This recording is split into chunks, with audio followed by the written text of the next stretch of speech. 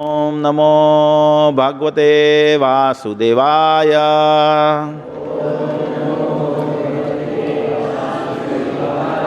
ओम नमो भगवते वासुदेवाय।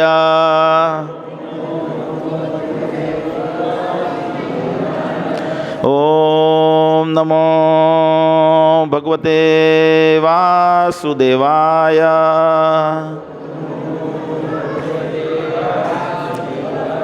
नारायणं नमस्कृत्यां नरं चैव नरोत्तमं देवीं सरस्वतीं व्यासं ततो जयामुदीरयेत्। नस्तप्रायेषु अभद्रेषु नित्यं भागवत सेवया भगवत्या उत्तम श्लोके भक्तिर्भवति नैष्ठिकी। ओम अज्ञानतिमिरान्धस्य ज्ञानञ्जनशलाकया चक्षुरुन्मीलितं येन तस्मै श्रीगुरुवे नमः। श्रीचैतन्य मनोभीष्टं स्थापितं येन भूतले स्वयं रूपः कदा मह्यं ददाति स्वपदान्तिकं। वन्देऽहं श्रीगुरो श्रीयुतपदकमलं श्रीगुरून् वैष्णवांश्च श्रीरूपं साग्रजातं सहगण रघुनाथान्वितां तं सजीवं सावधेतं सावधूतं परिजनसहितं कृष्णचैतन्यदेवं श्रीराधाकृष्णपादान् सहगण ललिता श्रीविशाखावितांश्च।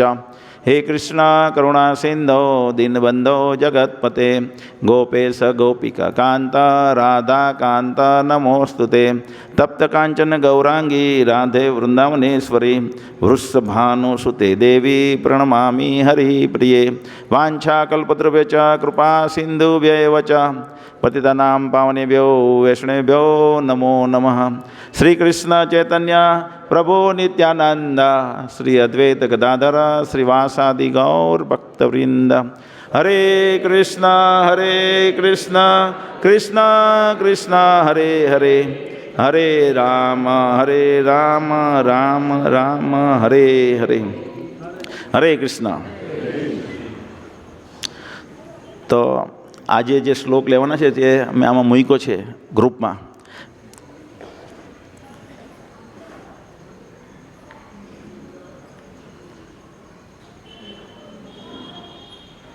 चैतन्य चरितामृतनो आदि लीला पंचम अध्याय 147 नंबरनो श्लोक है। कोई पास हिंदी है मोबाइल में? हिंदी में है चैतन्य चरितामृत मोबाइल अंदर बधाने श्लोक मळी गयो। पेला पाछड़ी जे बेसेला छे ते आ गैप भरी देवो। पाछळ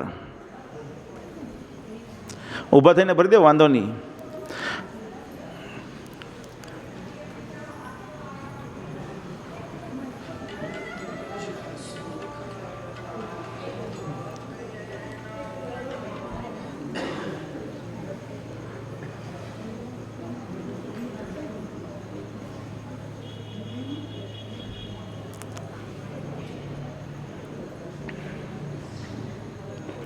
प्रवचन पते पछी बधाने विनंती है कि आ तमे हाजरी पुरवाना छे? हाजरी के शुं करवाना छो?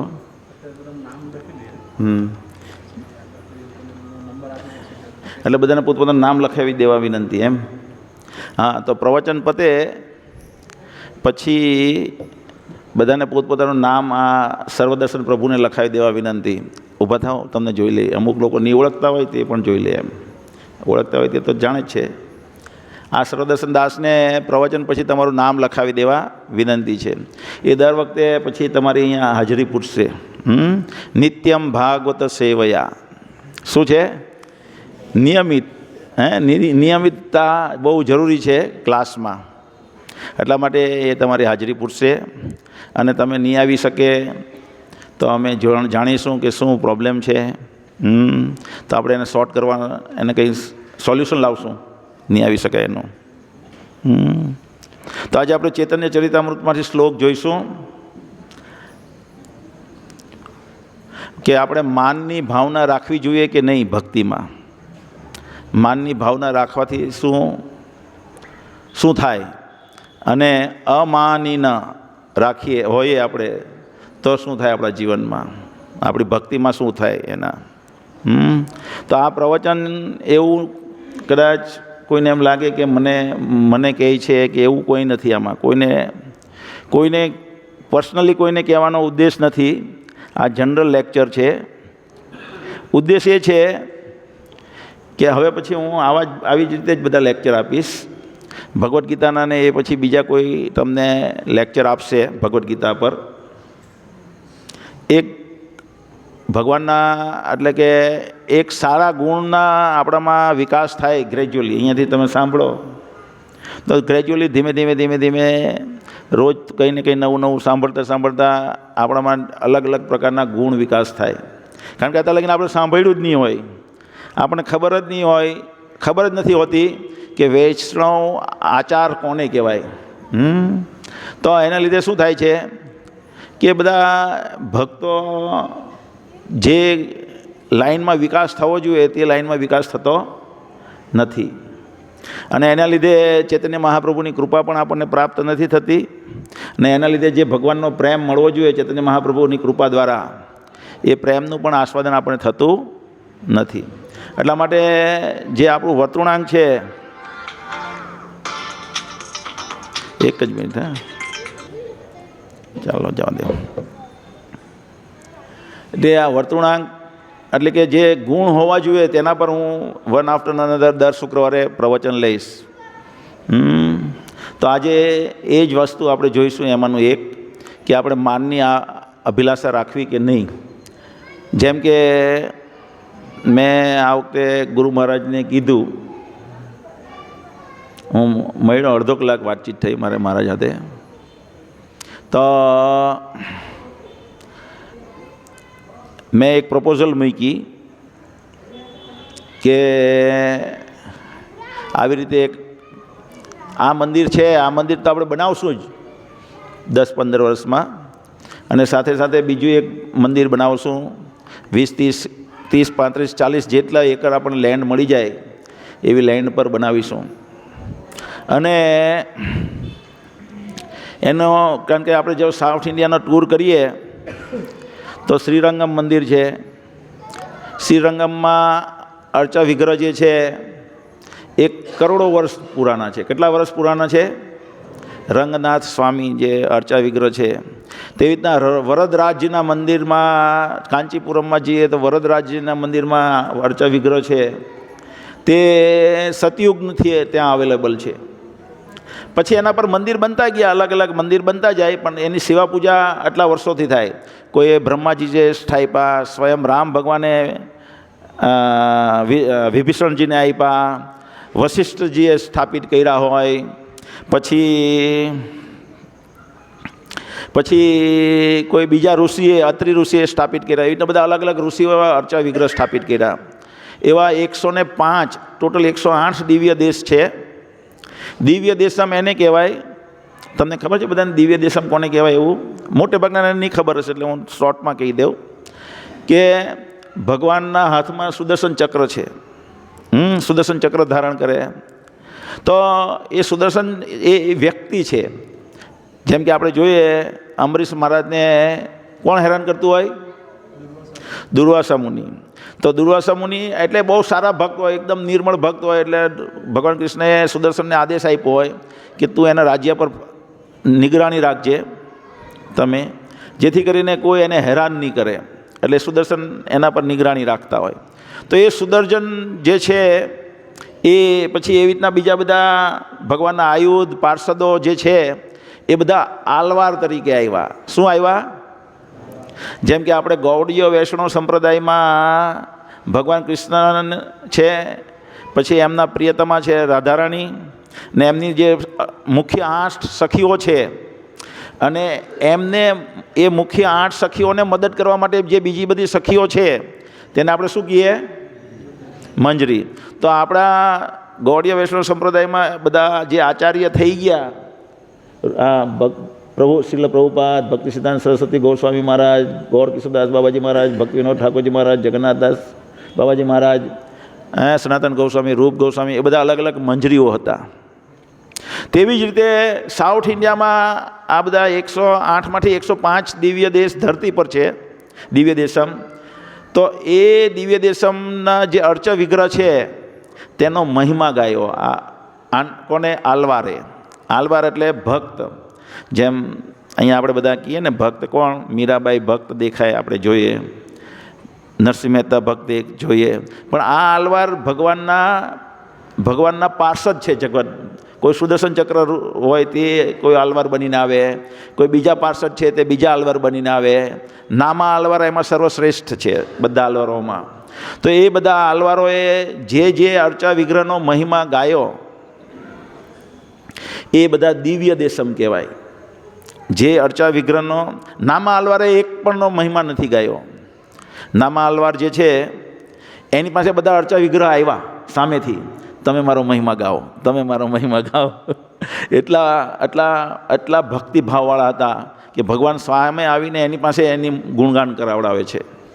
તો હવે એવા અર્ચા વિગ્રહો છે, એટલા બધા આપણને એમ ભગવાનને જોયા કરવાનું મન થાય એવા બધા અર્ચા વિગ્રહ, મોટા મોટા 5 ફૂટ, 6 ફૂટ, 10 ફૂટ, 15 ફૂટ, 20 ફૂટ, 30 ફૂટ, એવા બધા અર્ચા વિગ્રહ મોટા મોટા. અને એની સેવા પૂજા પણ ભવ્યતાથી થતી હતી અત્યાર લગીન તો શ્રી સંપ્રદાય દ્વારા. ત્યાં કયો પ્રોમિનન્ટ સંપ્રદાય છે? શ્રી સંપ્રદાય. તો હવે એવું અહીંયા તો કોઈને નોલેજ જ નથી. હું 3 વખત ચોથી વખત ગયો કદાચ આ સાઉથ ઇન્ડિયાની ટ્રીપમાં. તો અહીંયા આ વિશે કોઈને મોટે ભાગનાને નોલેજ નથી. એટલે મને એમ થયું કે આટલી ભવ્ય, અને લોકો સમાજમાં શું જાણે કે કૃષ્ણ ભગવાન છે એમ નથી જાણતા. પણ ઇસ્કોનવાળા કૃષ્ણને ભજીએ, આપણે દુર્ગાને ભજીએ, કોઈ શિવજીને ભજીએ, એમ આ ઇસ્કોનવાળા કૃષ્ણને ભજીએ. કૃષ્ણ જ ભગવાન છે એમ એ લોકોને ખબર નથી.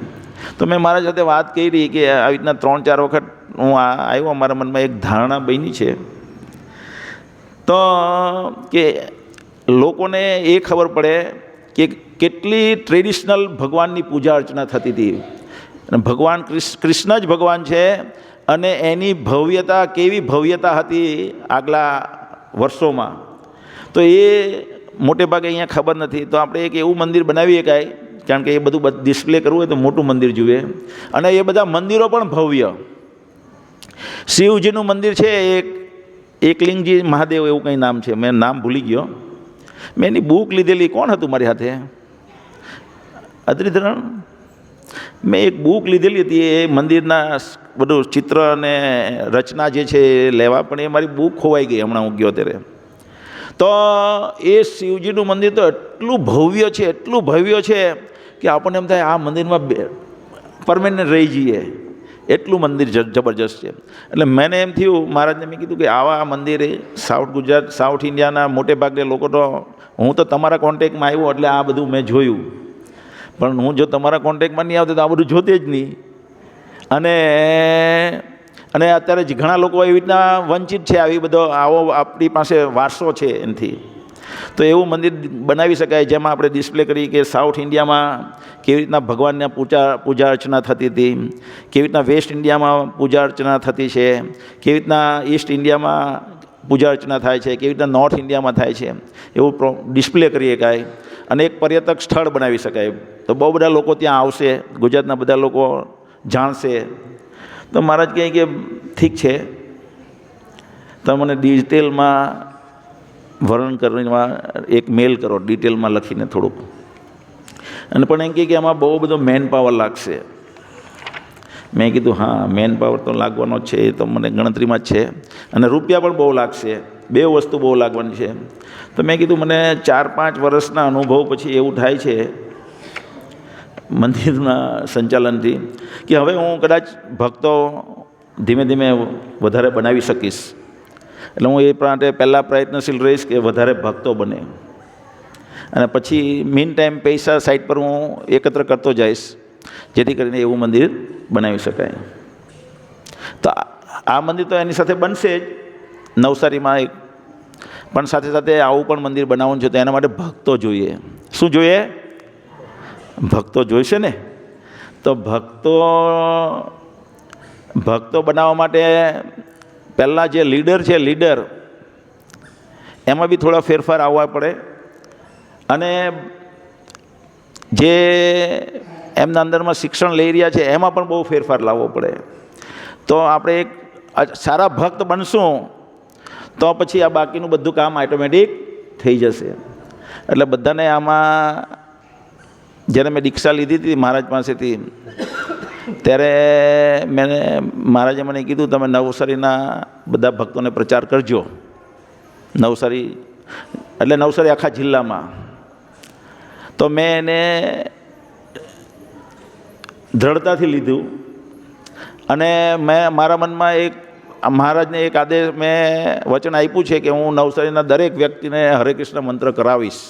એવું મને બહુ પહેલેથી હતું કે હરે કૃષ્ણ મંત્ર બધાને લેતા કરી દઈશું આપણે. જોકે અસંભવ છે, પણ આપણે એમાં પ્રયત્નશીલ છીએ ને કરશું જો તમારો બધાનો સાથ હશે તો. તમે બધા બી મોટે ભાગે દીક્ષા લેવો છો ત્યારે મહારાજ કહે છે કે તમે જય ગોવિંદ પ્રભુના અંદરમાં પ્રચાર કરો ને એમને એમના માર્ગદર્શનમાં સેવા કરો.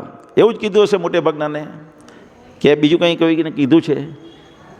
તો તમે બધાને વિનંતી છે કે તમે સાથ આપો આમાં, જેથી કરીને આપણે આ કરીને ગુરુ મહારાજનો મહિમા આખા, આવું મંદિર તો કોઈ લીધું નહીં હશે. પહેલાં હું આ વાત કરવા પહેલાં તો મેં કેટલું 3 દિવસ લગીને મનન કર્યા કર્યું, અને મહારાજને પૂછ્યું કે તમે આજ્ઞા આપતા હોય તો હું આગળ એમાં ડીપ થિંકિંગમાં જાઉં.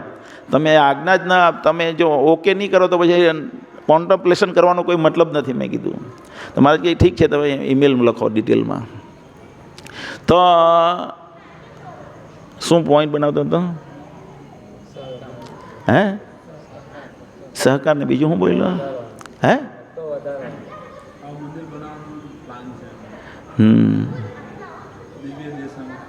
હા. તો તમે બધા સહકાર આપો તો આપણા બધાના સંયુક્ત, હા, એટલે જેથી કરીને હા, ત્યારે મેં 3 દિવસ જે મનન કર્યું તે ટાસ્ક તો બહુ કેપેસિટી કરતાં ઓવર લાગ્યો મને. ટાસ્ક જે લીધો, મનમાં વિચાર્યો, તે મેં વિચારતો હતો કે ટાસ્ક તો કેપેસિટી કરતાં બહારનું છે, પણ પ્રભુપાદ કહે કે ભક્તિમાં શું લેવું જોઈએ? સાહસ કરવું જોઈએ. અને ટાસ્ક બીજું નંબર 1 એ વિચારતા વિચારતા પ્રભુપાદ શું શું કહે છે એ મેં વિચાર્યું. અને પછી મેં વિચાર્યું કે જો કોઈ વ્યક્તિ વિઝ્યુલાઇઝ કરે, એક વ્યક્તિ જોઈ કે મારે આવું કરવું છે તો જ એ રચના થાય, અને કોઈને કોઈ તો જોવું જ જોઈએ. તો હું જો ભલે અધૂરું રહી જાય પણ મારે કામ માથા પર લેવું છે. અને થોડીક મારી એવી વૃત્તિ પણ છે નવું નવું સાહસિક કરવાનું, એવો ભગવાને નેચર આપેલો છે. એટલે મેં પછી મહારાજને પછી વાત કરી, 3 દિવસ મનમાં વિચાર્યા કર્યા પછી. તો હવે આપણે તો આ કોઈ સામાન્ય વસ્તુ નથી. અત્યાર સુધીમાં કોઈ આવું મંદિર બન્યું હશે નહીં ઇસ્કોનમાં ક્યાંય, અથવા ક્યાંય અત્યારે એટલા હાલમાં જ્યાં પણ મંદિરો બની રહ્યા છે તેમાં પણ આવું બન્યું હશે નહીં. તો જો આપણે આવું મંદિર બનાવીએ તો ગુરુ મહારાજનો માન મહિમા વધી જાય ઇસ્કોનમાં ને બધી જગ્યાએ. Right or wrong? હમણાં ભોપાલનું મંદિર મહારાજ એટલા બધા ખુશ હતા. કેમ ખુશ હતા? એના 2 કારણ હતા. એક તો ભવ્ય મંદિર બની રહ્યું છે, અને મહારાજ એક ડિસ્પ્લે કરવા માંગે છે કે જે પ્રભુપાદે બતાવેલો માર્ગ છે એ માર્ગને અનુસરીને જો આપણે પ્રચાર જો કરીએ તો પણ ભક્તો બને અને તો પણ મંદિરો બનશે. એવું નથી કે આપણે પ્રભુપાદના સંદેશાને કોમ્પ્રોમાઇઝ એટલે સમજોતો કરી અને પૈસા એકત્ર કરવા. મને અત્યારે બધાએ કીધું, અહીંયા પેલા લગ્ન ગયા, પછી લગ્ન ગયા ને અહીંયા બ્રિજેશ ભક્ત, આપણા ભક્ત બ્રિજેશના લગ્ન થયા અહીંયા. તો મને 2-3 જણાએ કીધું કે આ તમે ગ્રાઉન્ડ ભાડે, અને પ્રિયાંકના લગ્ન થયા ત્યારે પણ કીધેલું હતું, બધાએ મને પૂછેલું હતું કે તમે આ ભાડેથી આપો, ભાડેથી આપો. અને અમારા હોટલવાળાએ પણ મને એમ કીધું કે તમે આપણે ભાડું રાખીએ કાંઈ 50,000 મેં કીધું 35,000 રાખી શકાય. પછી મેં પાછું વિચાર્યું કે અહીંયા તો લગ્ન થતા હોય તો પછી પ્રવચન કેવી રીતના થશે, તો કોમર્શિયલાઇઝ થઈ જાય મંદિર. એટલે પછી મેં વિચાર્યું કે આપણે મંદિરમાં આપણે એ ભાડે આપવાનું રાખવું નથી. ખ્યાલ આ તો ભક્ત છે એટલે ભક્તના આપણે લગ્ન કરીશું અહીંયા, પણ અભક્તોને લગ્ન કરવા દેશું નહીં. પછી એના નામે બીજું બધું કેટલું બધું થાય ને લોકોને ફિલોસોફી ક્લિયર નહીં હોય ને એ બીજું નવું નવું ગ્રહણ કરે કે આ પણ ઇસ્કોન છે એમ. એટલે પછી મેં મનમાં વિચાર્યું કે નહીં, આ કરવા જેવું નથી. તો મારા જેવું ડિસ્પ્લે કરવા માંગે છે શું કે સિમ્પલ જે પ્રભુપાદે બતાવેલ છે તે વેથી પ્રચાર કરીને પણ, કારણ કે ભગવાન લક્ષ્મીપતિ છે એ બધી સહાય મોકલી આપશે. ભગવાન માટે શું સંભવ નથી. તો જ્યારે આપણે કોઈ સંકલ્પ લઈએ છીએ ને એના માટે પ્રયત્નશીલ રહીએ છીએ તો ભગવાનને આપણે ગુરુ મહારાજને પ્રસન્ન કરવાનો અને પ્રભુપાદને પ્રસન્ન કરવાનો ઉદ્દેશ જો રાખશું મનમાં તો ડેફિનેટલી ભગવાન આપણને મદદ કરશે. પણ એના માટે આપણે પ્રયત્ન કરવા પડશે. આપણે વિચારીએ કે બધું સિમ્પલી વેથી આવી જશે એવું થવાનું નથી. આપણે બહુ પ્રયત્ન કરશું ત્યારે થશે. તો એ માટે થઈને મેં વિચાર્યું છે કે હવે પ્રવચન આ થોડાક ભક્તોમાં ગુણ વિકાસ કરવા માટેના પ્રવચન આપવા છે. તો હવે દર શુક્રવારે એટલે આ ભક્તોમાં અમુક અમુક ગુણ વિકાસ થાય એને અનુલક્ષીને પ્રવચન આપણે કરીશું. ભગવદ્ ગીતાના પણ પ્રવચન થશે. હું નહીં આવું ત્યારે આ હરિકીર્તન હવે એને ક્લિયર છે ને ભગવદ્ ગીતા તો, એટલે ભગવદ્ ગીતા એ પ્રવચન લઈ લેશે. તમે બીજું નહીં લેતા, ભગવદ્ ગીતા આગળ વધારજો ને સ્પીડમાં વધારો થોડુંક, કારણ કે મોટે ભાગના એવા જૂના ભક્તો છે 13 અધ્યાય લગીને આપણે આવી ચૂકેલા છે. 14મો અધ્યાય નથી, એટલે 13મો વધારે ક્લિયર કરશું. તમે 13 લગીને લઈ લેવ, પછી 14-15 હું એક સાર રૂપે બધા કહી જઈશ. ત્યાં લગીને અલગ અલગ આપણે બીજા બધા ભાગવતમ ને ચૈતન્ય ચરિતામૃતમાં પ્રવચન લઈશું. તો ચૈતન્ય ચરિતામૃત એ છે કે વૈકુંઠમાં કેવી રીતે રહેવાય એનું નિરૂપણ કરે છે. વૈકુંઠમાં કેવો ભગવાનના ભક્તોનો એકબીજા સાથે કેવો વ્યવહાર હોય છે. ભક્તિ સિદ્ધાંત સરસ્વતી મહારાજ કહેતા હતા કે જો કોઈ આપદા આવે અને મોટી રેલ આવી હોય તો અમારા ઘરમાં કંઈ પણ આપદા આવી હોય તો ભગવદ્ ગીતા તણાઈ જાય તો તણાઈ જવા દેવાની. જે શ્રીમદ ભાગવતમ તણાઈ જાય તો તણાઈ જવા દેવો, પણ ચૈતન્ય ચરિતામૃત કદી જવા દેવાનો નહીં. એ એક રસ છે, કારણ કે PhD છે આખું. તો ચૈતન્ય ચરિતામૃત એટલું બધા ભક્તોનો કેવો વ્યવહાર ચૈતન્ય મહાપ્રભુ અપની આચરીતે શીખાય. ચૈતન્ય મહાપ્રભુ પોતાના આચરણ દ્વારા શીખવાડે છે કેવી રીતના આપણે રહેવું જોઈએ તે. એટલા માટે ચૈતન્ય ચરિતામૃતમાં બહુ બધા તમને ઉદાહરણ પણ બહુ મળશે અને સાથે સાથે ભક્તો સાથે કેવો વ્યવહાર થાય એ પણ બતાવશે. તો આપણે આજે ચૈતન્ય ચરિતામૃતનો શ્લોક લઈશું. હિન્દીમાં મોકલ્યું.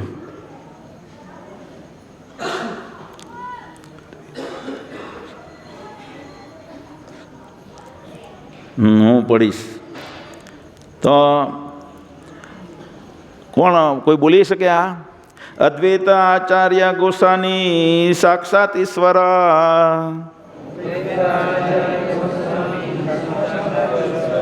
પ્રભુ ગુરુ કરી માને તી હોતા કિંકર. અદ્વૈત આચાર્ય ગોસાની સાક્ષાત ઈશ્વર,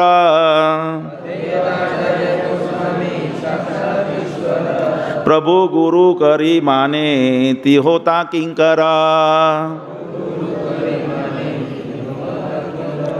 અદ્વૈત આચાર્ય ગોસાની સાક્ષાત ઈશ્વર, પ્રભુ ગુરુ કરી માને તી હોતા કિંકર.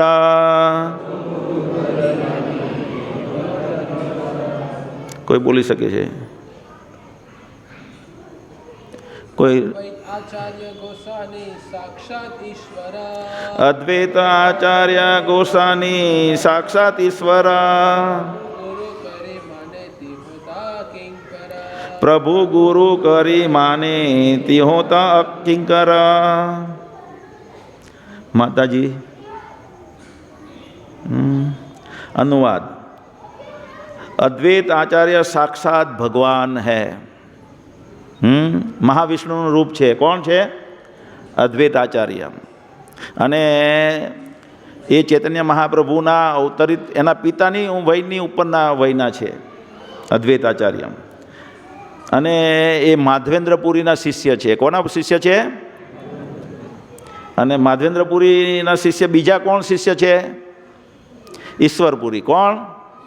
ઘણા બધા શિષ્યો છે, એમાંના એક અદ્વૈત આચાર્ય છે અને એક ઈશ્વરપુરી. ઈશ્વરપુરીના શિષ્ય કોણ છે? ચૈતન્ય મહાપ્રભુ. તો એના ગુરુના ગુરુભાઈ કહેવાય અદ્વૈત આચાર્ય. अद्वैत आचार्य साक्षात भगवान है। यद्यपि श्री चैतन्य महाप्रभु उन्हें अपने गुरु के रूप में स्वीकार करते हैं, किंतु अद्वैत आचार्य भगवान के दास है, यानी चैतन्य महाप्रभु के दास है। तो કહેવાનો એવો મિનિંગ છે આમાં કે જે અદ્વૈત આચાર્ય જે છે એ સાક્ષાત એમના પિતાની વયના છે, પિતાની વય કરતાં પણ વધારે વયના છે, ને એમના ગુરુના ગુરુભાઈ છે. એટલે ગુરુના ગુરુભાઈ હોય તેને આપણે પણ ગુરુ તરીકે સન્માનિત કરવા જોઈએ. જેમ કે આપણા ગુરુ હોય ભક્તિ વિકાસ મહારાજ, પરમ પૂજ્ય ભક્તિ વિકાસ મહારાજ આપણા ગુરુ છે. કેમ? એમણે પ્રભુપાદ પાસે શિષ્ય દીક્ષા લીધી છે. તો એવી રીતે કોઈ બીજા સંન્યાસી જે હોય પ્રભુપાદ પાસેથી દીક્ષા લીધી હોય તો આપણે પણ એને આપણે ગુરુ સમાન ગણવા જોઈએ. તો એવી રીતે ચૈતન્ય મહાપ્રભુ એમને માન આપે છે, એને ગુરુ સમાન માને છે કે તમે મારા ગુરુ છો, હું તમારો દાસ છું, સેવક છું.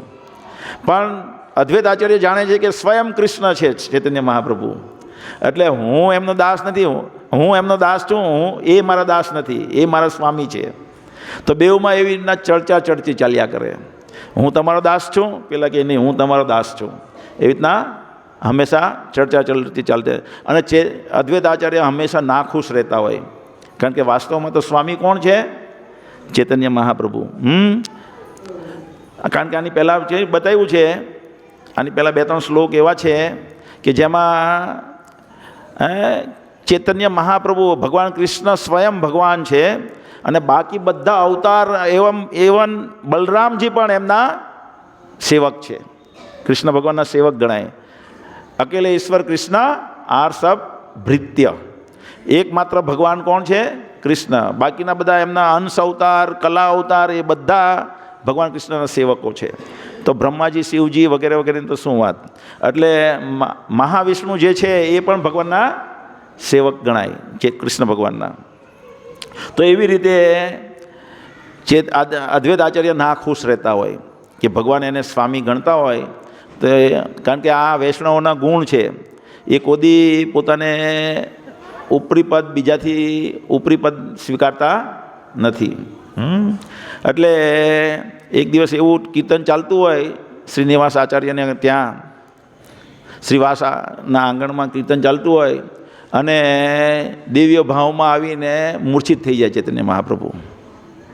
એટલે એ શું કરે? અદ્વૈત આચાર્ય એમની રજ લે, ચરણની રજ, ને પોતાના પર તેના માથા પર ચડાવી દે. પછી થોડીક વાર થાય એટલે ચૈતન્ય મહાપ્રભુ ભાનમાં આવે છે, મૂર્છિત અવસ્થામાંથી બહાર આવે છે અને પાછું કીર્તન શરૂ કરે છે. જેવું કીર્તન શરૂ કરે એટલે એનામાં કોઈ ભાવ ઉત્પન્ન થતો નથી, ભાવ ઉત્પન્ન નથી થતો અને કીર્તનમાં રસ પણ નથી લાગતું. એટલે એ કહે છે કોઈનો મારથી અપરાધ થઈ ગયો છે અથવા કોઈએ મારી પાસેથી કંઈ ચોરી લીધું છે. તો બધા ભક્તોને પૂછે કોણ ચોરી ગયું મારી પાસેથી? તો બધા ભક્તો વિચારે આ બાજુ અદ્વૈત આચાર્યનું નામ આપશું તો અદ્વૈત આચાર્ય નારાજ થશે, અને આ બાજુ ચૈતન્ય મહાપ્રભુ સ્વયં પૂછે છે તો એને જવાબ નહીં આપવો એ પણ આપણા માટે યોગ્ય નથી. તો હવે શું કરવું જોઈએ? એવા બધા ભ્રમણામાં હતા. ત્યાં અદ્વૈત આચાર્યએ કીધું કે મેં તમારા ચરણની રજ ચોરી કરી છે એટલે આવું થયું છે. તો કે તમે મહાવિષ્ણુના અવતાર છો, હું એક સામાન્ય તુચ્છ બાળક અને સામાન્ય સંન્યાસી, એટલે સંન્યાસી ત્યારે તો નહીં હોય, એક સામાન્ય બાળક છું અને તમે મારી પાસેથી ચોરી કરી લીધી. તમે આખા બ્રહ્માંડનો નાશ કરી શકો એવા છો, આખા બ્રહ્માંડનો વહીવટ કરી શકો એવા છો ને મારી પાસેથી ચોરી કરો?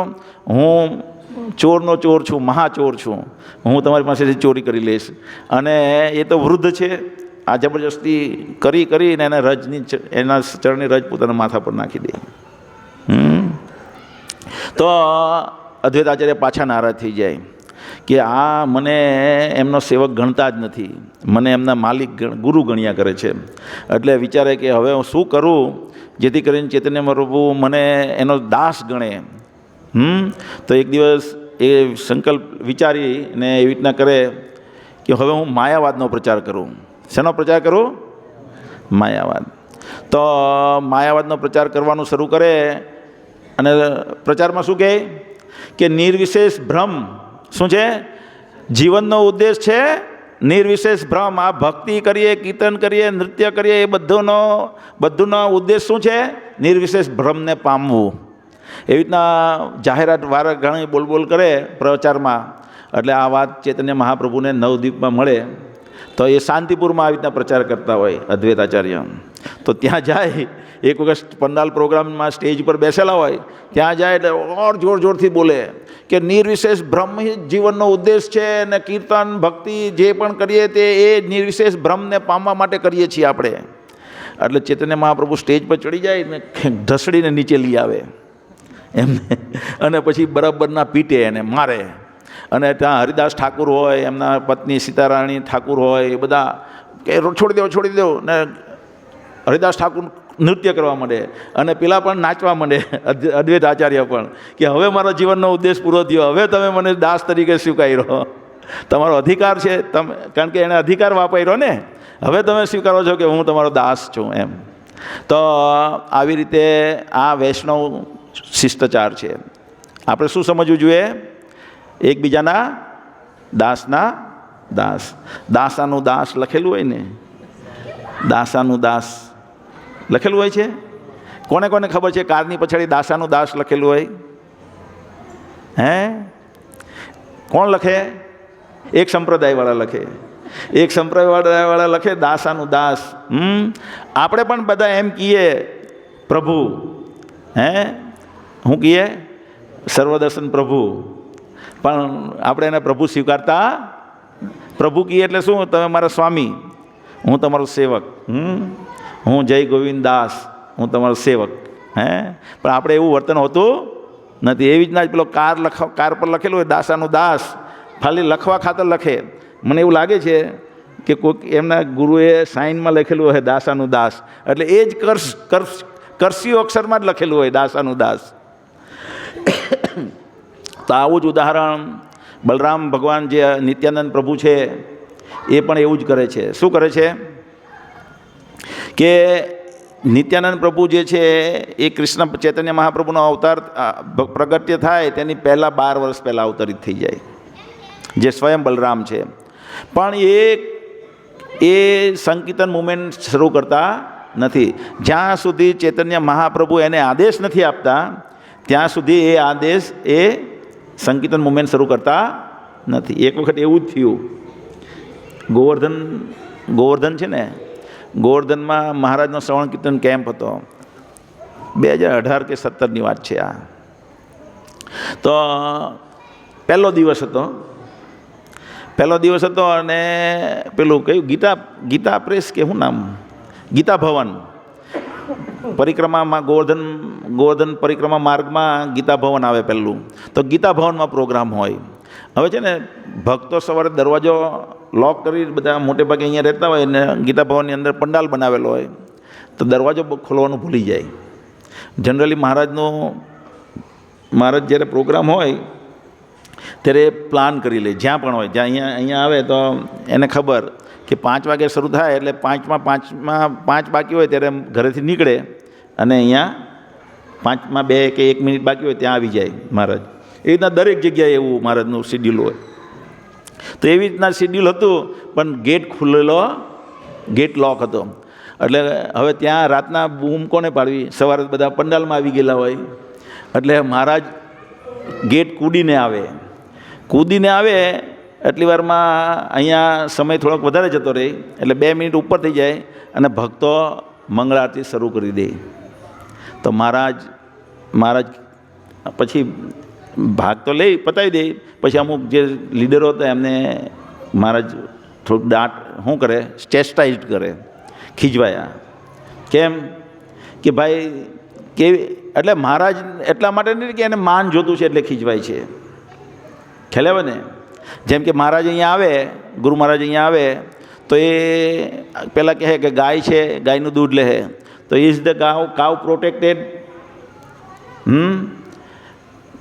આ ગાય જે છે રક્ષણ પામેલી છે ગાય. એટલે રક્ષણ એટલે કેવી રીતે કે એનું પૂરેપૂરું ધ્યાન રાખવામાં આવે છે, એમના બચ્ચાનું પૂરેપૂરું ધ્યાન રાખવામાં આવે છે.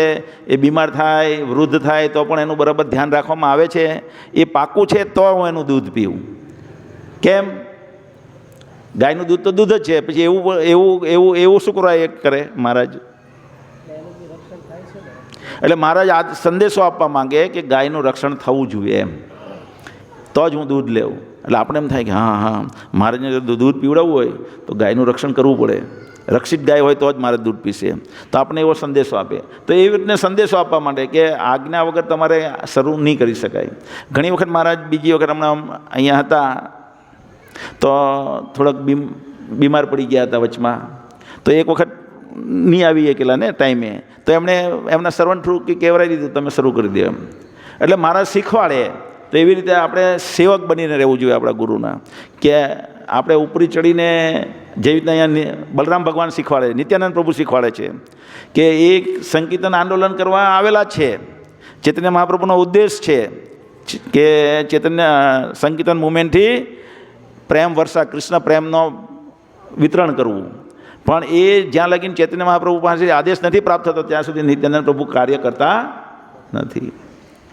પછી એ આગળ એવું થાય કે એ તો બ્રહ્મચારી તરીકે જીવન વ્યતીત કરતા હોય, પણ ચૈતન્ય મહાપ્રભુ આદેશ આપે એમને કે તમે ગ્રહસ્થ જીવન અપનાવો અને પછી ગ્રહસ્થોની વચ્ચે પ્રચાર કરો. એટલે તરત જ એ સ્વીકારી લે છે અને ગ્રહસ્થ જીવન અપનાવે છે. કોણ છે એમના પત્ની? જાહ્નવી માતાજી. આપણે જઈએ ને પેલા ગોવર્ધન, પેલા રાધાકુંડમાં એમની સમાધિ છે ને, સમાધિ છે કે શું છે એ પેલું સાઈડ પર બનાવેલું છે ને, રઘુનાથ દાસ ગોસ્વામીની બાજુમાં અહીંયા એમની સમાધિ છે લગભગ. તો એ જાહ્નવી માતાજીની સમાધિ ત્યાં છે. અને એક વખત કીર્તન થતું હોય પાછું શ્રીવાસ આચાર્યને ત્યાં, અને વ્યાસ પૂજા ઉત્સવ ઉજવાતો હોય, વેદ વ્યાસજીની વ્યાસ પૂજા ઉત્સવ મનાવાતા હોય. તો શ્રીવાસ એમને આ માળા આપે નિત્યાનંદ પ્રભુને, એને કહે કે વેદ વ્યાસજીને પહેરાવી દેવું. એક વખત કે, બે વખત કે, 3 વખત કે, 4 વખત કે, કૃષ્ણ ચૈતન્ય મહાપ્રભુ પણ હાજર હોય પણ એ પહેરાવતા નથી. અને પછી ચૈતન્ય મહાપ્રભુ કહે કે માલા પહેરા દો, ફટ દઈને ચૈતન્ય મહાપ્રભુને પહેરાવી દે કે તમે મારા ગુરુ છો. તો આવી રીતે વૈષ્ણવોનો શું સમજે? પોતાને સેવક સમજે. હંમેશા એ જો આ ભાવના આપણામાં વિકસિત નથી થતી તો કૃષ્ણ ચૈતન્ય મહાપ્રભુની કૃપા આપણા પર પ્રાપ્ત થતી નથી. અને કૃષ્ણ ચૈતન્ય મહાપ્રભુની કૃપા જો આપણે પ્રાપ્ત નહીં થાય તો જે કૃષ્ણ પ્રેમ છે એ આપણે પ્રાપ્ત થશે નહીં. ચૈતન્ય મહાપ્રભુ અદ્વૈત આચાર્યના કહેવાથી પ્રગટ થાય. અદ્વૈત આચાર્ય પ્રાર્થના કરે કે આ કળિયુગના લોકોને કલ્યાણ માટે તમારે આવવું જ પડશે, તમારા વગર આ કોઈ ઉદ્ધાર કરી શકે એમ નથી. એટલે ભગવાન કૃષ્ણ ચૈતન્ય મહાપ્રભુ રૂપે આવે ને કે હું બધાનો ઉદ્ધાર કરીશ, બધાને કૃષ્ણ પ્રેમ આપીશ, પણ એક વ્યક્તિને નહીં આપીશ, એવા વ્યક્તિઓને હું નહીં આપીશ જેઓ અહંકારી હશે તેને. કોને નહીં આપીશ? અહંકારી. એટલા માટે આખી પ્રોસેસ જે છે આપણને તે શું છે? દાસાનું દાસ બનાવવાની પ્રોસેસ છે. શું છે? દાસાનું દાસ. તો આપણે જ્યારે પ્રચાર કરીએ છીએ ત્યારે સામીવાળી વ્યક્તિને જ્યારે આપણે આદર નથી આપતા, બહુ બધા સામાન્ય વ્યક્તિને જ્યાં ચૈતન્ય મહાપ્રભુ સ્વયં શીખવાડ્યું આવી રીતના આદર આપવાનું, તો જ્યાં સુધી સામેવાળાને આપણે આદર નહીં આપતા ત્યાં સુધી આપણો પ્રચાર સફળ થશે નહીં. જીવ ગોસ્વામી કહે છે કે કનિષ્ઠ અધિકારી જે છે એ જ્યારે પ્રચાર કરે છે તેનો પ્રચાર સફળ થતો નથી. કેમ? અહીંયા આપણે જેટલા બી બેઠેલા છીએ ને, જેટલા પણ બેઠેલા છીએ એ બધા કનિષ્ઠ અધિકારીના લેવલમાં આવીએ. ઇવન હું પણ એમાં જ આવું, અને જે પણ હોય તે બધા કનિષ્ઠ અધિકારીના લેવલમાં આવે. એટલે આપણો પ્રચાર જે છે તે સફળ થશે નહીં. કેમ નહીં થાય? કારણ કે આપણે સામેવાળી વ્યક્તિ જે કનિષ્ઠ અધિકારી હોય તે કોઈ દી પોતાને સર્વશ્રેષ્ઠ માને. શું માને? હું કંઈક છું, હું સારો ભક્ત, મારે જેવો કોઈ ભક્ત નહીં. એ બીજા ભક્તોને આદર આપતો નથી. પણ ચૈતન્ય મહાપ્રભુ કે જીવ ગોસ્વામી કહે કે જ્યાં સુધી આપણે બીજાને આદર નહીં આપીએ ત્યાં સુધી આપણો પ્રચાર સફળ થશે નહીં. એટલે કનિષ્ઠ અધિકારીનો પ્રચાર સફળ થતો નથી. અને આ ચૈતન્ય મહાપ્રભુએ સ્વયં શીખવાડ્યું ઉદાહરણ દ્વારા એમના પ્રચાર કાર્યમાં. જ્યારે એ સંન્યાસ લઈને જગન્નાથપુરી મંદિરમાં જાય છે, જગન્નાથપુરી મંદિરમાં જાય અને જગન્નાથ ભગવાનને જોઈ તો દોડે એને ભેટવા માટે, અને મૂર્છિત થઈને પડી જાય. બીજા સેવકો દંડો મારવા એને દોડતા હોય. ત્યાં સર્વભૌમ ભટ્ટાચાર્ય જોઈ જાય. સર્વભૌમ ભટ્ટાચાર્ય કોણ છે? જગન્નાથપુરી મંદિરના અધ્યક્ષ એ સમયમાં. અને એ કે રવા દેવ આમને, એ કોઈ બહુ તેજવાન વ્યક્તિ લાગે છે, એને આપણે મારા ઘરે લઈ લેવું. તો એ એમના ઘરે લઈ જાય છે, અને એમના ઘરે લઈ જાય છે અને પછી એકદમ મૃતપાય જેવી અવસ્થા દેખાય છે, પણ છતાં એક રૂ મૂકે એના કાનમાં, નાક પર, અને પછી જોઈ તો એ રૂ હલનચલન કરે છે. એટલે એ જોઈ છે કે આમાં થોડોક શ્વાસ બચેલો છે. એટલે થોડાક દિવસ થોડીક એમની સેવા એવી પૂજા કરે, એટલામાં બીજા ભક્તો આવી જાય અને કીર્તન કરે, એટલે ચૈતન્ય મહાપ્રભુ પાછા જાગ્રત અવસ્થામાં આવી જાય. પછી એમને જાણવા મળે કે આ તો સંન્યાસી છે, એ એકદમ યંગ છે, અને સંન્યાસ લીધો છે પણ ઉચ્ચ સંન્યાસ નથી એમનો. એટલે એ વિચારે કે આને હું વેદાંત પર જ્ઞાન આપું, અને વેદાંત પર જો હું જ્ઞાન આપીશ તો આ યુવા સંન્યાસી છે એ માયામાં પડતા બચી જશે. એટલે એને વેદાંત પર જ્ઞાન આપવાનું શરૂ કરે. અને ચૈતન્ય મહાપ્રભુ આદરથી સાંભળે. કેટલા દિવસ લગીને સાંભળે? 7 દિવસ સુધી કન્ટિન્યુઅસ 7 દિવસ લગીને બોલવા દે. અને પછી એ ચૈતન્ય મહાપ્રભુને કહે છે કે તમે સમજ્યા? ચૈતન્ય મહાપ્રભુ કહે હા હું સમજ્યો. વેદાંત તો સ્પષ્ટ સૂર્ય સમાન છે. વેદાંત જે છે એનું જ્ઞાન તો સૂર્ય સમાન છે, પણ તમારી જે ટીકા છે એમાં મને સમજ પડતી નથી. તમે સૂર્યને વાદળથી ઢાંકી દેવ છો. તો કે તમે સમજાવો કેવી રીતે? તો પછી ચૈતન્ય મહાપ્રભુ એમને સમજાવવાનું શરૂ કરે. પહેલાં શું કર્યું?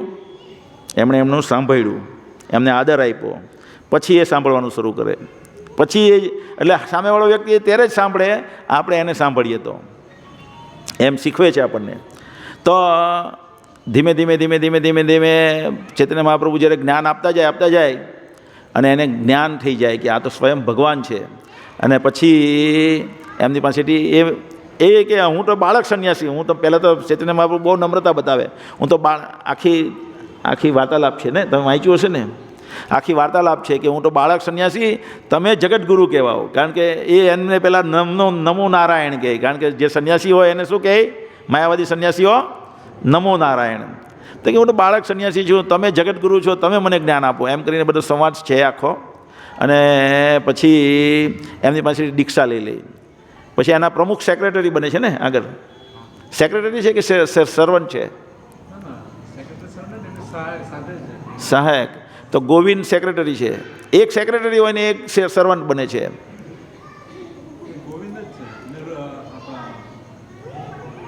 તમે વાંચ્યું ને? હા, સ્વરૂપ દામોદર. હા, સ્વરૂપ દામોદર. બરાબર સ્વરૂપ દામોદર.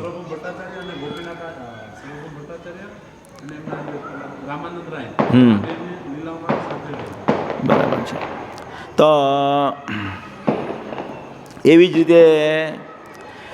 રીતે જ્યારે ચૈતન્ય મહાપ્રભુ વારાણસીમાં ગયા હોય તો ત્યાં પ્રકાશાનંદ સરસ્વતી જે છે એ માયાવાદી સંન્યાસી હોય છે, અને હંમેશા ચૈતન્ય મહાપ્રભુને ટીકા કરતા હોય કે આ કેવો સંન્યાસી છે, એક ભાવુક સંન્યાસી છે એમ કહે. અને જ્યારે હોય ત્યારે કીર્તન કર્યા કરે અને નૃત્ય કર્યા કરે. આ કંઈ સંન્યાસીના લક્ષણ છે? સંન્યાસીએ તો વેદાંતનો અભ્યાસ કરવાનો હોય અને વેદાંતનો પ્રચાર કરવાનો હોય. અને આ એવી રીતના ટીકા કર્યા કરે અને બધા ભક્તો આવીને ચૈતન્ય મહાપ્રભુને કહે કે આ પ્રકાશાનંદ તમારી હંમેશા ટીકા કર્યા કરે છે. તો ચૈતન્ય મહાપ્રભુ થોડુંક હસીને વાત ટાળી દે બધી. પણ એક દિવસ ત્યાં જાય, જ્યારે વારાણસીમાં જાય ત્યારે પ્રકાશાનંદ સરસ્વતી એમના 10,000 શિષ્ય હોય. કેટલા? 10,000 સંન્યાસી શિષ્ય સાથે બેસેલા હોય. ત્યારે ચૈતન્ય મહાપ્રભુ ત્યાં એના ઘરમાં એક મરાઠી બ્રાહ્મણ હોય તેના ઘરમાં આ બધી મિટિંગ હોય ત્યાં જાય છે. તો જેવા ચૈતન્ય મહાપ્રભુ જાય તો એ એકદમ પહેલાં દંડવત પ્રણામ કરે એમને. કેમ દંડવત પ્રણામ કરે? સંન્યાસી હોય એટલે પ્રણામ કરવા જોઈએ ને, કે નહીં કરવા જોઈએ? આપણે કરીએ છીએ. વૃંદાવન જઈએ ત્યારે પ્રણામ કરીએ.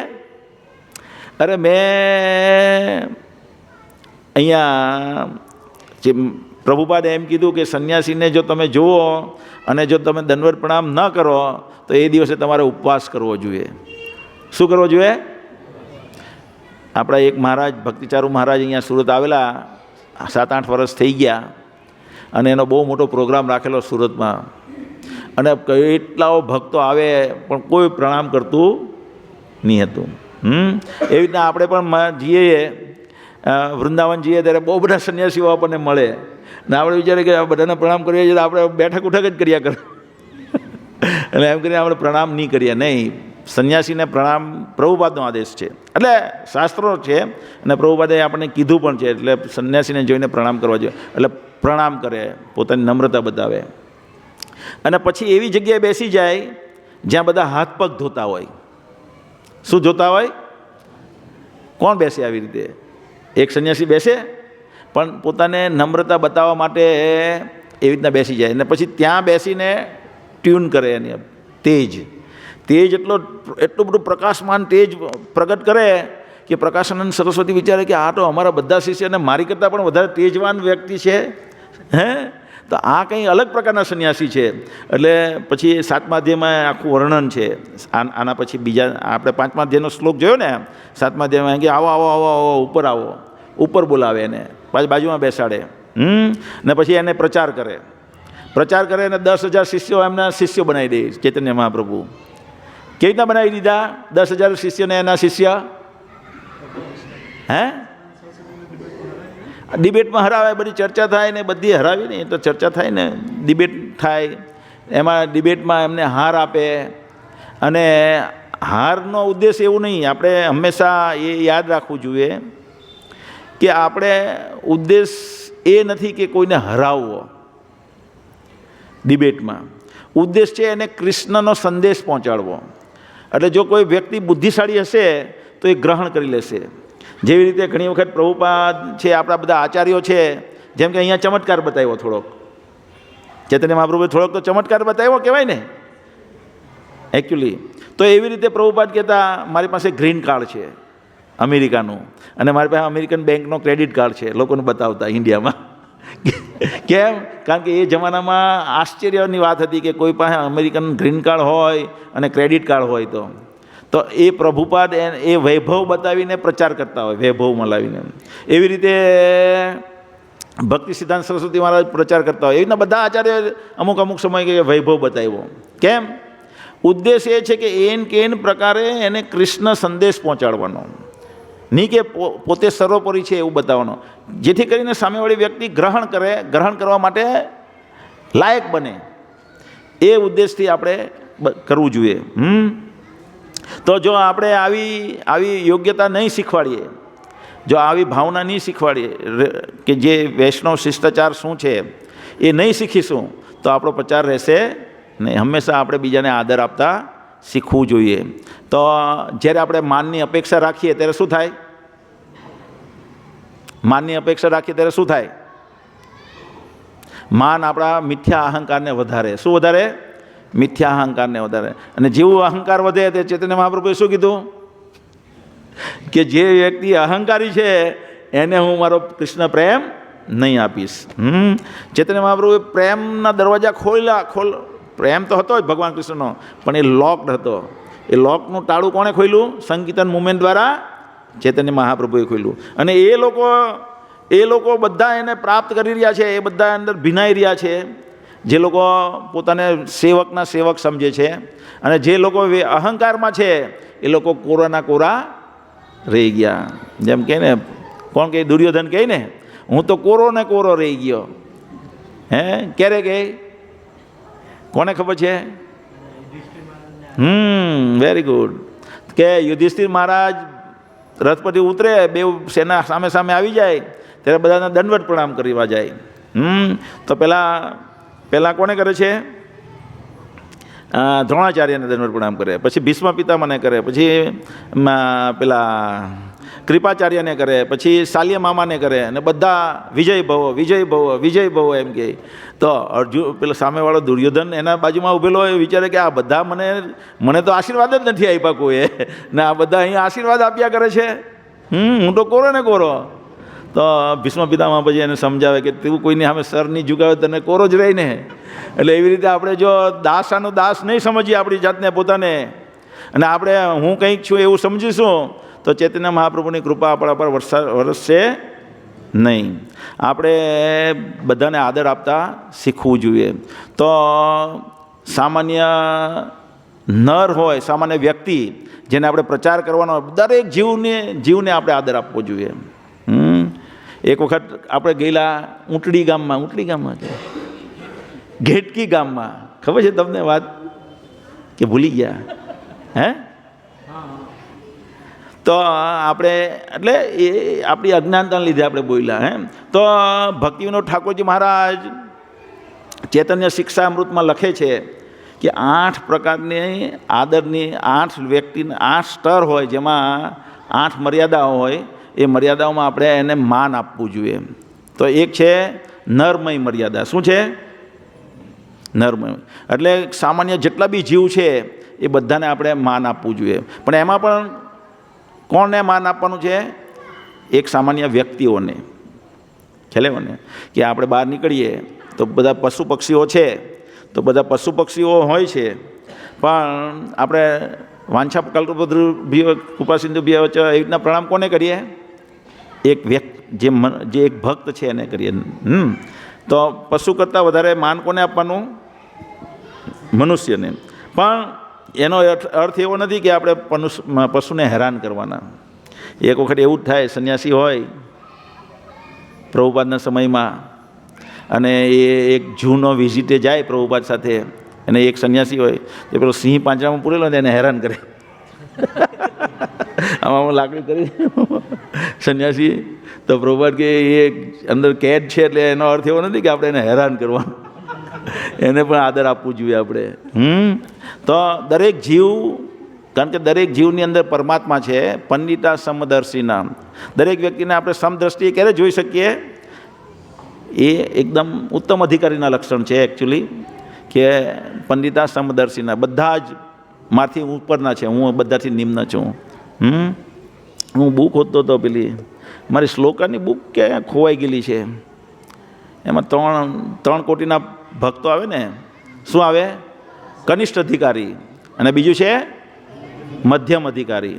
તો આપણે દરેક વ્યક્તિ અત્યારે કનિષ્ઠ અધિકારી છીએ. આપણે બધા ક્યાં લેવલ પર આવવાનું છે? મધ્યમ અધિકારી. મધ્યમ અધિકારી શું હોય? એ જોઈ ભગવાનને જોઈ ભગવાનની સેવા કરે, ભગવાનને આદર આપે.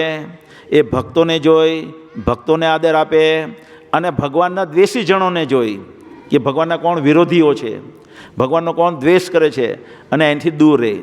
શું છે દેશી જને કરે?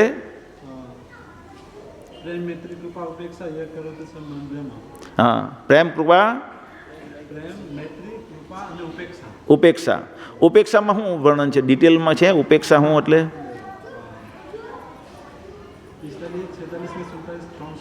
હા, એ બરાબર છે, પણ ઉપેક્ષા શબ્દને એક્સપાન્ડ કર્યો છે એમ.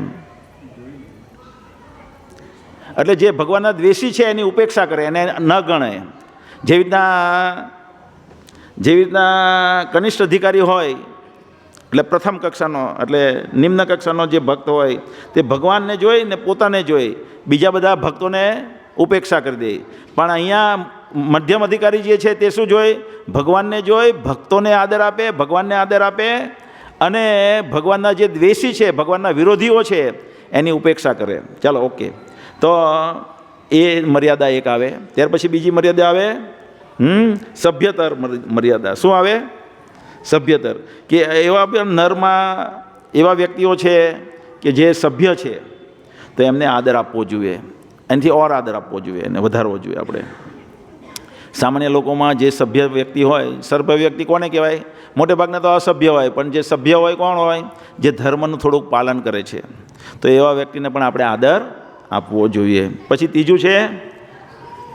ત્રીજું છે રાજ ને પદ પર હોય બિરાજમાન, તો એને પણ આપણે માન આપવું જોઈએ. કેમ કે કોઈ રાજા છે કે કોઈ પદ પર કોઈ વ્યક્તિ છે, તો એ વ્યક્તિ એ પદ પર કે રાજા એ જગ્યા પર એટલા માટે છે કે કૃષ્ણની કૃપા છે. કૃષ્ણની કૃપા વગર કોઈને પદ મળતું નથી. કોઈ કલેક્ટર બને તો એ કૃષ્ણની કૃપા વગર કલેક્ટર બની શકે નહીં. એવી રીતના કોઈ મુખ્યમંત્રી બને, જો તમે જો એક વસ્તુ, પેલા બિહારનો મુખ્યમંત્રીનું નામ શું છે? નીતિશ કોણ બોલ્યું? તમે? નીતિશ કુમાર મુખ્યમંત્રી છે. કેટલા વર્ષથી છે? 25-30 વર્ષથી છે. એની સીટ કેટલી આવે? એમાં 123 સીટ જુએ છે જરૂરી બહુમતી માટે, મુખ્યમંત્રી બનવા માટે, પણ એની સીટ આવેલી હોય 45. 40 થી 45 જ સીટ આવે, અને છતાં અને ભાજપવાળાની કે એની સાથે જનતા દળ હોય કે જે બી હોય એની 78-80 સીટ આવે. 78-80 સીટ આવે, મુખ્યમંત્રી આ બને. તો શું સમજવું જોઈએ? કે એના પર ભગવાનની કૃપા છે, નહીં તો બની જ નહીં કે ખ્યાલ આવે ને. હમણાં એક વસ્તુ એવી ઘટના બની, હવે મારે એને પર્સનલ ઉદાહરણથી કેવી રીતના સમજાવીએ કે એક વ્યક્તિ હતા, વ્યક્તિના નામે ચલાવવું. એક વ્યક્તિ હતા, તો એના ભત્રીજાના લગ્ન થયા, તો એના સગા ભત્રીજાના લગ્નમાં નહીં જઈ શકાય એ વ્યક્તિ. પછી સમય વીતતો ગયો અને એના ભત્રીજાના છોકરા મોટા થઈ ગયા. અને એ ભત્રીજાના છોકરાના લગ્ન આવારો આવ્યો, તો એ મીન સમય દરમિયાન તો બહુ બધું પ્રેમનો વ્યવહાર થઈ ગયો અને બધું બહુ આવવા જવાનું થઈ ગયું, બધું થઈ ગયું. પણ લગ્નના 15 દિવસ પહેલાં જ કંઈક વાંધો આવ્યો, અને એવો વાંધો આવ્યો કે એ એના લગ્નમાં જઈ નહીં શક્યા. તો હું વિચારું આ ભગવાનનું જ પ્લાન છે. આ પ્લાન ભગવાનનો જ છે. ભગવાનના પ્લાન વગર આવું બની જ નહીં શકે. એક્ઝેક્ટ લગ્નના 15 દિવસ પહેલાં આવી રીતના મગજમારી થાય તો શું કહેવું? અને એના લગ્નમાં નહીં ગયા, એટલે ભગવાને એ બે આગલા જન્મમાં એવા દુશ્મન હે કે ભગવાને નક્કી કર્યું કે આના લગ્નમાં જવા જ નથી દેવાના. તો એવી રીતે ભગવાનને કૃપા છે કોઈ વ્યક્તિ પર જોવી જોઈએ. હવાલદાર મળી જાય તો હું આ કંપનીનો માલિક છું એમ દાદાગીરી ના કરવાની, એને એના પદનું માન આપીને એની સાથે પ્રેમથી વ્યવહાર કરવો જોઈએ. એવી રીતના મેં કાલે ઉદાહરણ આપ્યું, સંજય રાવત ને શિવસેનાનો પેલાનો ઉદ્ધવનો લેફ્ટ હેન્ડ, તો એ 2013માં 14માં વડાપ્રધાન એટલે નરેન્દ્ર મોદીજી વડાપ્રધાન બન્યા ત્યારે આ પણ મંત્રી બન્યો, શિવસેનાને પણ એક મંત્રી પદ આપવામાં. તો એ પ્લેનમાં ટ્રાવેલ કરે એટલે એર હોસ્ટેસ સાથે ઝઘડી પડ્યો. તો 2% એર હોસ્ટેસ મને શું કહેવા માંગે એમ કરીને એવું બધું ગમે તેમ બોલીને. કોણ? સંજય રાવત. પછી આ બેનો ઝઘડો થયો તો બદનામ કોણ વધારે થયું? સંજય રાવત બદનામ થયો કે પેલી એર હોસ્ટેસ? સંજય રાવત બદનામ થઈ ગયો. એટલા માટે પ્રેમથી વ્યવહાર કરીને એનો નિકાલ લાવવો જોઈએ. એટલે મર્યાદા રાખવી જોઈએ એને બી. ભાઈ તારી ફરજ પ્રમાણે તું કર, હું કરવા રેડી છું, તારી ફરજ જે છે તે. વ્યક્તિએ આવી રીતના નમ્રતા દેખાવી જોઈએ, અહંકારી નહીં બનવું જોઈએ.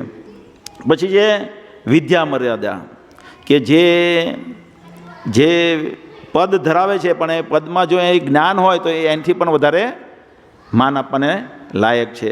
અને જ્ઞાન હોય પણ જો ગુણ ન હોય તો પદ છે તો પદને માન આપવાનું, પણ એમાં જો ગુણવાન હોય, વિદ્યા પણ હોય, ગુણ પણ હોય તો એને વધારે મર્યાદા, એને વધારે આદર કરવો જોઈએ. તો એવી રીતના ચડતી એટલે સદગુણ મર્યાદા આવે. 5મો. 6થો છે વર્ણ મર્યાદા. બ્રાહ્મણ, ક્ષત્રિય, વૈશ્ય, તો બ્રાહ્મણને આપણે માન સન્માન આપવું જોઈએ. કૃષ્ણ ભગવાન ક્ષત્રિયનો રોલ કરી રહ્યા છે, સુદામાના પાદ પર સ્ખલન કરે. કેમ? કારણ કે એમને બ્રાહ્મણ વર્ણના હતા સુદામાજી, તો એવી રીતના એનો આદર કરે છે. પછી આશ્રમ મર્યાદા, સંન્યાસી હોય, પછી ત્યાર પછી વાનપ્રસ્થ હોય, ત્યાર પછી ગ્રહસ્થ હોય, ને ત્યાર પછી બ્રહ્મચારી હોય, તો એ પ્રમાણે આદર આપવો જોઈએ. અને પછી છે ભક્ત મર્યાદા, ભક્તિ મર્યાદા. તો જે ભગવાનના ભક્તિ છે, ભક્ત હંમેશા શું જુએ? ભક્તે હંમેશા બાનું હોતું રહેવું જોઈએ. શું હોતું રહેવું જોઈએ? બાનું, કે આ મારથી સર્વશ્રેષ્ઠ છે, મારે એને નમન કરવાના છે. કદી એમણે એમ નહીં વિચારવું જોઈએ કે અત્યારે આપણી માનસિકતા શું છે? અત્યારે આપણી માનસિકતા કેવી છે કે અમારી બેવની સાથે દીક્ષા થઈ હતી, હે, પણ પછી પાછા વિચારે કે હું એનાથી સિનિયર છું. કેવી રીતે? કારણ કે મારું નામ 5 મિનિટ પહેલાં લેવામાં આવેલું. મારી 5 મિનિટ પહેલાં જ દીક્ષા થઈ, અને આની દીક્ષા મારી પછી 5 મિનિટ પછી થઈ, એટલે હું એનાથી સિનિયર છું. અત્યારે આપણી એવી ભાવના છે. જ્યારે આપણે અહીંયા જોઈએ છીએ અદ્વૈત આચાર્ય અને કૃષ્ણ ચૈતન્ય મહાપ્રભુના ઉદાહરણમાં શું કહે છે?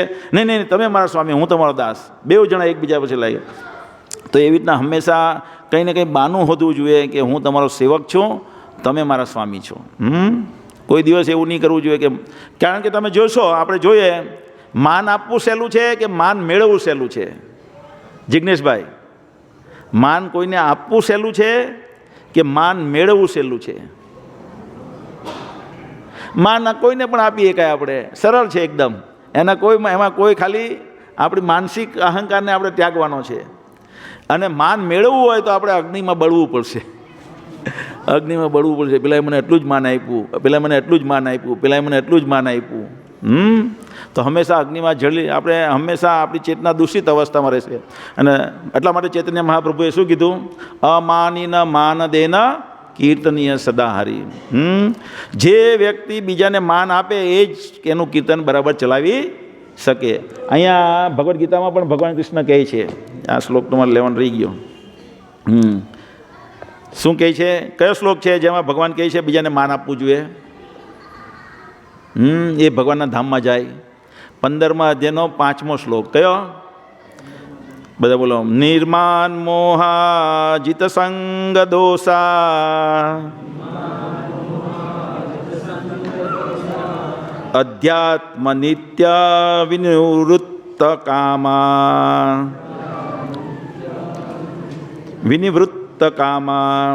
દ્વંદ્વેર વિમુક્તા સુખ દુઃખ સંગેર ગચ્છન્ત્યમૂઢા પદમ અવયમ તત. નિર્માન મોહા જીત સંગ દોષા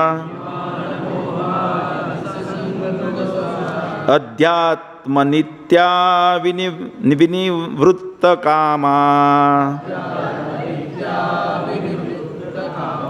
દ્વંદ્વેર વિમુક્તા સુખ દુઃખ સંગેર ગચ્છન્ત્યમૂઢા પદમ અવયમ તત.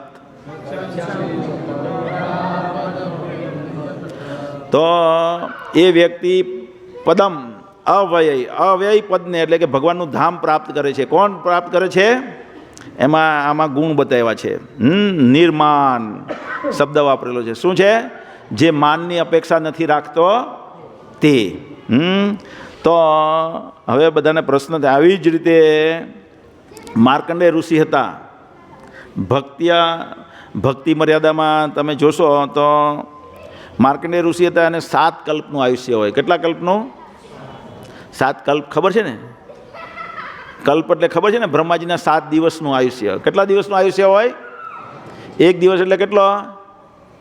ભાઈ તમારું નામ શું? તમારું? પ્રતીકભાઈ. એક કલ્પ એટલે કેટલા દિવસ? કેટલા વર્ષ? 8.64 અબજ વર્ષ. કેટલા? 8.64 અબજ વર્ષ બરાબર 1 કલ્પ થયો. એવા 7 કલ્પનું આયુષ્ય હોય તો કેટલું મોટું આયુષ્ય કહેવાય માર્કંડેય ઋષિનું. અને 7 વર્ષનું બાળક આવે છે સભામાં, બધા ઋષિઓની સભા મળેલી હોય, એમાં 7 વર્ષનું બાળક આવે તો માર્કંડેય ઋષિ ઊભા થઈને પ્રણામ કરે. કેમ? કારણ કે ભક્તિમાં એ સર્વશ્રેષ્ઠ આગળ હોય છે. તો એટલા માટે આપણે બધાને માન આપતા શીખવું જોઈએ.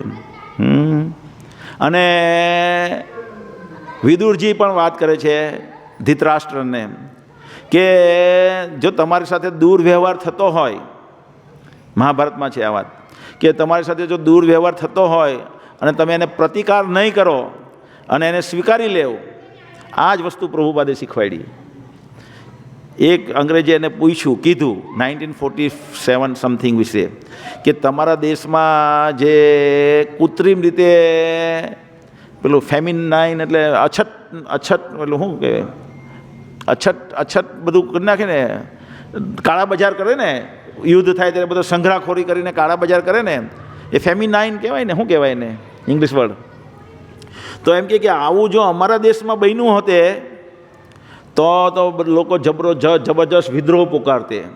ને પ્રભુપાદ કહે કે અમારા દેશમાં ભગવાનની ઈચ્છા છે, ભગવાને જે અમારા માટે વાતાવરણ મોકલ્યું છે એ સ્વીકારી લઈએ અને શાંતિથી એને સ્વીકારી લઈએ છીએ અમે, અને કોઈ ઊંચા પાઠ કરતા નથી, ભલે કૃત્રિમ રીતે થયું હોય.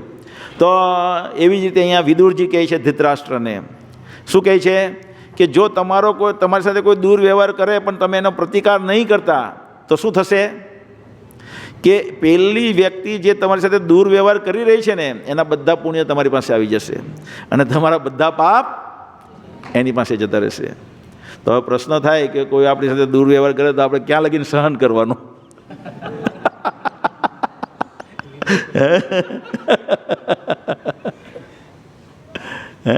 એટલે ક્યારે પણ આપણી સાથે દુર્વ્યવહાર થતો હોય તો આપણે કૃતજ્ઞ રહેતા શીખવું જોઈએ. શું રહેવું જોઈએ કે ભાઈ હું કૃતજ્ઞ, આપણે છે ને કૃતજ્ઞ, જ્યારે બી આપણી સાથે દુર્વ્યવહાર થાય ત્યારે આપણે કૃતજ્ઞ રહેતા શીખીએ નહીં તો શું થાય, આપણામાં અહંકાર આવી જશે. પણ આપણે કૃતજ્ઞ રહીએ કે હું શું હતો ને અત્યારે શું છું અને શેના લીધે છું, તો મારે મારી પોઝિશનને શું કરવા, નષ્ટ કરવી જોઈએ. તો એવી રીતના સ્માર્ટ બનવું જોઈએ અને એવી રીતના સહન કરતાં શીખવું જોઈએ. થોડુંક આગળ હતું પણ પછી હવે બીજી વખત લઈશું, કોઈ વખત આવતા શુક્રવારે. હરે કૃષ્ણ. કોઈને કંઈક પ્રશ્ન હોય તો પૂછી શકો છો.